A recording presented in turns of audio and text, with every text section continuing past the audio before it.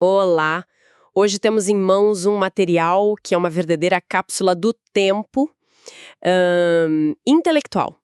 É um texto teológico de 1947. De um autor chamado Norman Harrison. Isso. E o título já é bem direto: O lado dele versus o nosso lado. Vamos focar hoje no primeiro capítulo, que já de cara apresenta dois conceitos que, assim, são a base de tudo, que são libertação e identificação. Exatamente. Pois é. E é fascinante mergulhar num texto como este, sabe? Porque a linguagem, as analogias são de uma época muito específica. Sim, total. Mas as ideias que ele articula são sementes de uma forma de pensar que, nossa, floresceu e continua muito influente. Para entender o argumento do livro todo, tem que entender esses dois pilares. São a fundação mesmo. Então a nossa missão aqui hoje é meio que desvendar a arquitetura desse pensamento. Como é que essa visão de mundo de quase 80 anos atrás explica o que são pecado e salvação? E o que significa ser um cristão segundo essa ótica, né? Isso. Vamos explorar a lógica por trás. E ele já começa com uma citação bíblica que dá o tom. Gálatas 1:4, que diz que Cristo a si mesmo se deu por nossos pecados para nos livrar do presente século mau. A palavra que me chama a atenção aqui de cara é livrar. Geralmente, quando se fala em pecado, a gente pensa logo em perdoar. Livrar soa muito mais... Quase como um resgate, né? Exato. Quase uma intervenção física. O autor está sugerindo algo a mais do que um simples perdão de dívidas. Com certeza. E essa é a primeira grande virada que o texto propõe. Para o Harrison, o perdão é uma parte da história, claro, mas não é o ponto de partida. Ah, interessante. O ponto de partida é o diagnóstico do problema. E na visão dele, o pecado não é primariamente uma lista de más ações. Não é uma dívida moral. Não. É um estado de cativeiro.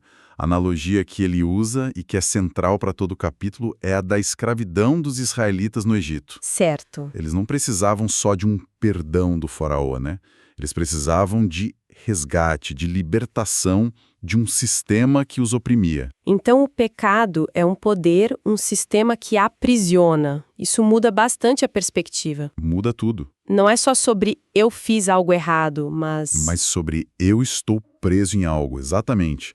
Nessa ótica, a humanidade inteira está sob o domínio do que o texto chama de o inimigo de Deus. É uma condição de impotência. Isso. Por isso, a figura de Deus na narrativa não é de um contador que zera uma dívida. É de um libertador que invade o território inimigo para resgatar seu povo. É uma narrativa de guerra, de resgate mesmo. É. E a linguagem que ele usa para descrever isso é intensa. Ele chega a chamar a história de Cristo de a aventura mais emocionante de todos os tempos. É bem dramático. E tem uma frase que realmente me pegou. Toda uma raça de seres humanos havia sido roubada de Deus. Fico pensando, por que usar um tom tão cinematográfico? Parece um trailer de filme épico. Totalmente. Olha, eu acho que esse tom dramático é intencional. Ele quer que quem lê sinta o peso da situação. Não é uma questão teológica abstrata, é uma crise cósmica. Faz sentido. A ideia de que Deus se torna humano, que o texto descreve como se aprisionar em carne e osso, é apresentada como um movimento estratégico ousado.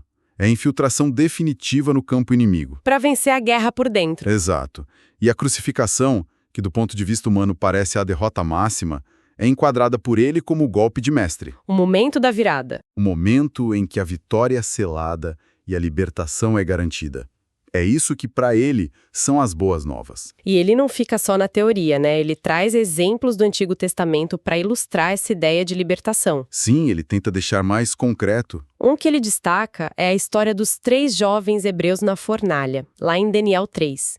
E o detalhe que ele ressalta é que o fogo, mesmo superaquecido, queimou apenas as amarras. Só as amarras que os prendiam. Isso. Eles saíram de lá caminhando livremente sem um fio de cabelo chamuscado. A imagem é muito poderosa. Sim, e essa imagem é a ponte perfeita para o próximo ponto dele. A libertação não é apenas de algo. Das amarras, da escravidão, das trevas. Isso. Ela é, ao mesmo tempo, uma transferência para outro estado. Ele usa um versículo de Colossenses que fala sobre sermos transportados do império das trevas para o reino do Filho. Transportados, essa palavra é forte. E a palavra-chave não é uma melhoria de condição dentro do mesmo lugar. É uma mudança de endereço cósmico. Você estava sob uma jurisdição e, de repente, está sob outra, completamente diferente. Entendi. Então, a libertação é essa mudança completa de reino, de jurisdição. Mas isso levanta uma questão, pelo menos para mim. Como essa transferência acontece? Legalmente, qual o mecanismo, né? Se nascemos sob o poder das trevas, como o autor coloca, como é que a gente sai de lá? Essa é a pergunta-chave. E é aí que ele introduz o segundo pilar do argumento, que é, talvez, o mais complexo e até contraintuitivo para a mentalidade moderna. Que é o princípio da Identificação. É a explicação do como e do porquê tudo isso funciona. Ok, vamos desempacotar isso. Identificação. O que ele quer dizer com essa palavra? Ele propõe que Deus não lida com a humanidade primariamente como, sei lá, bilhões de indivíduos isolados. Adão ou em Cristo. E para explicar isso, ele usa um conceito. Um conceito teológico chamado cabeça federal. Cabeça federal. Soa como algo do governo, um termo jurídico. E é quase um princípio jurídico. A ideia é que uma cabeça federal é um representante legal de todo um grupo. As ações, o status, o destino do representante Se aplicam a todo mundo que ele representa. Exatamente. E aqui o autor está tentando resolver um problema teológico antigo. Como o pecado de uma única pessoa, Adão, pôde afetar a humanidade inteira? E a resposta dele é essa. A resposta dele é porque Adão não era só um indivíduo. Ele era o nosso representante. O destino dele selou o nosso. E para ilustrar isso, ele usa uma analogia que hoje soa bem datada, mas que para a época devia ser muito potente, a Segunda Guerra Mundial. Sim, muito. Ele diz que o destino de um cidadão alemão comum estava, quisesse ele ou não, atrelado ao de Hitler. Quando Hitler e a Alemanha foram derrotados, Aquele cidadão posicionalmente também foi. as opiniões ou ações individuais dele não mudavam o fato de que ele pertencia ao lado perdedor. É uma analogia forte, quase brutal. É brutal. E de propósito. O autor quer chocar quem lê para que se entenda que, nessa visão, o ponto de partida não é a nossa autonomia individual. Mas a nossa representação coletiva. Isso. Estar em Adão é a nossa condição de nascimento. O texto se apoia muito no livro de Romanos para provar isso, com frases como todos estão debaixo do pecado. Não há um justo nenhum sequer. Exato. A conclusão é que o problema fundamental do ser humano não é o seu comportamento, mas a sua classificação. Você pode polir o seu carro o quanto quiser, mas se ele estiver registrado num país em guerra... Ele pertence ao lado errado da batalha. Exato. Peraí, então a lógica do autor é que alguém pode ser uma pessoa incrivelmente ética, fazer o bem a vida inteira, ser um exemplo para a comunidade. Mas, por causa dessa classificação inicial, Dessa representação em Adão. nada disso importa para mudar o status fundamental dela. É isso mesmo? Parece uma conclusão bem radical. É exatamente essa conclusão radical que ele apresenta. Ele diria que as boas obras, ou o que ele chama de obras da lei, são como um prisioneiro de guerra tentando decorar a cela. Nossa, Pode até torná-la mais agradável, mas não muda o fato de que ele é um prisioneiro. O problema, na visão dele, não é o que você faz, mas quem você é. Ou melhor, em quem você está. Sua identidade está vinculada ao seu representante. uau. Isso é bem determinista. Então, qual é a saída que ele propõe? Se a gente nasce nesse time perdedor, como se troca de time? É aí que a figura de Cristo entra como a segunda cabeça federal. A narrativa que o texto constrói é que Cristo, ao se tornar humano, se identifica com a nossa condição. Ele entra pro nosso lado para poder nos tirar de lá. Exatamente. E então acontece o que a teologia chama de a grande troca. Ele assume o nosso histórico ruim, a nossa identidade em Adão, com todo o pecado e a condenação que vem com ela. E nos oferece o histórico perfeito dele em troca. É uma transação legal, uma troca de registros. Ele pega o nosso prontuário e nos dá o dele. O texto realmente enfatiza esse contraste, né? Usando o capítulo 5 de Romanos, ele coloca lado a lado Adão traz pecado, desobediência e morte. E Cristo, em contrapartida, traz obediência, justiça e vida. Fica parecendo uma tabela de contabilidade mesmo, com duas colunas completamente opostas. Exatamente. A ideia é que assim como fomos incluídos na condenação de Adão sem uma ação pessoal nossa, Apenas por nascimento. isso, podemos ser incluídos na justificação de Cristo também, sem uma ação pessoal, mas pela fé, que é o ato de aceitar essa troca, essa nova representação. Ah, então é aqui que os dois conceitos se unem. Sim, a libertação é a consequência de uma nova identificação. Você é libertado do reino das trevas porque sua identidade legal foi transferida para o reino da luz, sob a representação de Cristo. E qual é o passo final? Essa mudança é só uma coisa legal, posicional, ou ela se torna real na vida da pessoa? Esse é o clímax do argumento do capítulo. A identificação pessoal. Certo. É o momento em que o status legal se torna uma realidade vivida. A pessoa que aceita essa troca é chamada a se considerar ativamente morta para o pecado, mas viva para Deus em Cristo Jesus. Não é algo passivo? De jeito nenhum.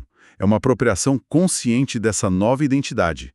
A lealdade que antes pertencia ao velho homem em Adão é completamente transferida para Cristo. A pessoa é, como diz o título, conquistada para o lado dele. Isso, não apenas por decreto, mas por uma devoção interior, do coração. Ok, vamos recapitular o que a gente viu.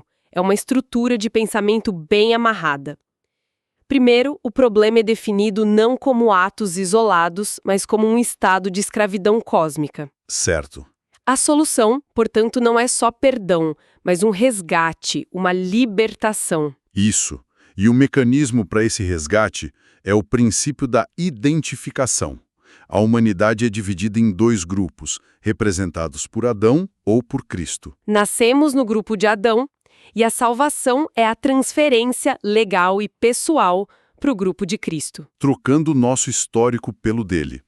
É uma visão muito jurídica, transacional da salvação, baseada em representação e substituição. E é fascinante ver como uma visão de mundo tão complexa é construída. O autor termina o capítulo com uma frase muito direta, que joga toda a responsabilidade de volta para quem está lendo. Que é? A escolha é sua. Depois de apresentar toda essa estrutura de representação coletiva, ele termina com um apelo à decisão individual. Exato. E isso nos deixa com um ponto interessante para pensar. A lógica que o texto constrói é quase toda baseada na ideia de que nossa condição é determinada por um representante. Nossa identidade fundamental é coletiva. É. Pois é.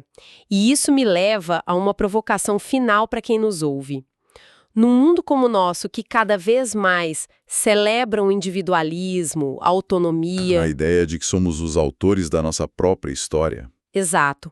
Como essa noção de sermos representados por uma figura singular, seja Adão nos colocando em desvantagem ou Cristo nos oferecendo uma saída, como isso ressoa ou entra em conflito com o nosso senso moderno de identidade e de responsabilidade pessoal? É uma boa pergunta. É uma ideia que parece vir de outro mundo, mas que ainda hoje molda a fé de milhões de pessoas.